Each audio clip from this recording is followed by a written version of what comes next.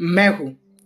यूहन्ना 8:58 में वचन कहता है, यीशु ने उनसे कहा, मैं तुमसे सच सच कहता हूं कि पहले इसके कि अब्राहम उत्पन्न हुआ, मैं हूं। यीशु यह नहीं कह रहे कि अब्राहम के जन्म से पहले मैं था। यीशु कह रहा है कि मैं हूं। इसका मतलब है कि उसी क्षण जब वो ये कह रहा है, वो उसी क्षण अब्राहम के पहले भी है। और इसे समझिए कि उसी क्षण वो हमारे साथ भी है और वो अभी इसी वक्त भी हमारे साथ है। और यह सारे समय उसके लिए एक ही बिंदु है और वो बिंदु है अब।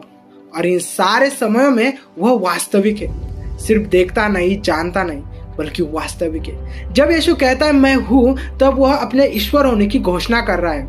वह कह रहा है कि जिस अदृश्य परमेश्वर की तुम सब आराधना करते हो, मैं उसी परमेश्वर का प्रत्यक्ष स्वरूप। जब इस सृष्टि की शुरुआत हुई, तभी समय की भी शुरुआत हुई।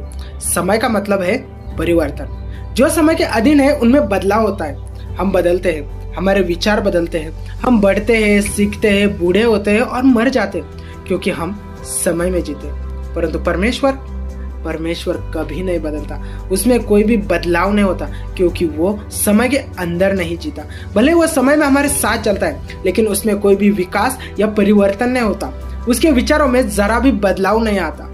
उसके निर्णय और विचार पूर्ण है, क्योंकि वो एक शुद्ध वास्तविकता है और उसका अस्तित्व सिद्ध है। इसलिए वो कहता है मलाकी 3:6 में, क्योंकि मैं यहोवा बदलता नहीं, इसी कारण हे याकूब की संतान, तुम नष्ट नहीं हुए। वो शाश्वत है और अनंत है, और ये उसके स्वाभाविक गुण है, नेचुरल एट्रीब्यूट्स।